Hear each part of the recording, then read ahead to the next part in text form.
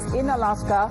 There was a question when we speak of tariffs that was posed before President Trump, asking about if there would be any secondary tariffs on India, but he seems to be hinting at a decision that may happen in 2 to 3 weeks. Remember, this also came at a time when before the meeting, Donald Trump had warned that if Putin doesn't mend his ways, then there would be severe consequences. Now, was that just restricted to Russia or to other countries, including India? Well, Matt, what do you believe as far as what's going on in the mind of President Trump? Because that's been the apparent fallout where India is now bearing the strike, 50% tariff.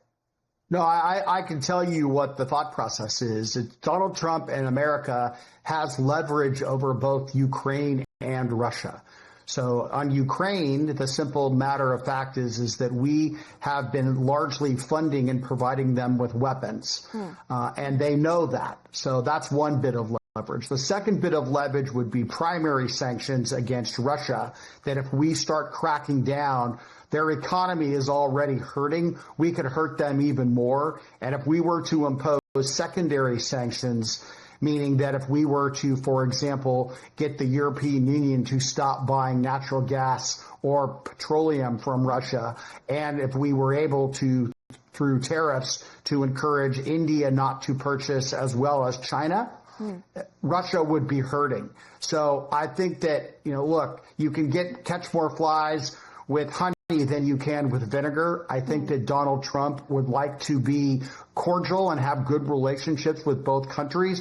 Clearly, Putin did, because he brought a trainload full of Russian the relations with India is concerned, because he considers Prime Minister Narendra Modi to be his friend, his ally.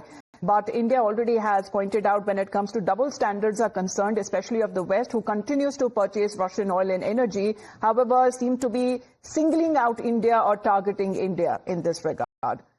Matt, 10 seconds to you. I have to wrap up. Yes. I wholeheartedly agree with you on that, and I think that Donald Trump, if it push comes to shove, he will hammer Russia and anybody who is trading with them. All right. Appreciate you joining us here. Matt, Mr. Dayal, Chinjoy, thank you very much for taking out your time. Of course, this is a big story that continues to be the top focus here on Times Now. Back after a short break.